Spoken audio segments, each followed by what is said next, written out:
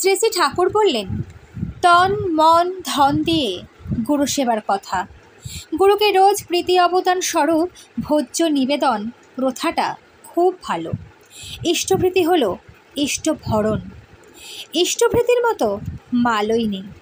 ইষ্টভৃতি পরম পিতার আশীর্বাদ। ইষ্টভৃতির ভিতর দিয়েই দীক্ষা চেতন থাকে। রোজ বাস্তবে যার জন্য কিছু করা যায় তার সঙ্গে একটা বাস্তব সম্পর্ক গড়ে ওঠেই।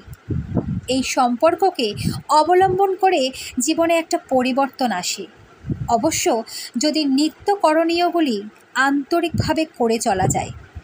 ইষ্টভৃতি হল সামর্থ্যী যোগ। এতে মানুষ যোগ্য হয়ে ওঠে। নিয়মিত তাপসভাবে ইষ্টভৃতি করলে বোধ করতে পারবেন বিপদ আপদ কাটাবার ক্ষমতা কতখানি বেড়ে যাচ্ছে। দুনিয়া টলমল করতে থাকলেও আপনি অটলভাবে দাঁড়িয়ে থাকতে পারবেন। পরমপিতাকে ভালোবেসে তার পথে চললে পরমপিতা তাদের হাত ধরে চালিয়ে নিয়ে মঙ্গলের কোলে সমাসীন করেন। ইষ্টভৃতি নিকুম্ভিলা যজ্ঞের মতোই। নিষ্ঠাসহ ইষ্টভৃতি করে বেরোলে নিকুম্ভিলা যজ্ঞ করে বেরোনোর মতো শক্তি সমৃদ্ধ ও অজেয় হয়ে ওঠে। জয় গুরু।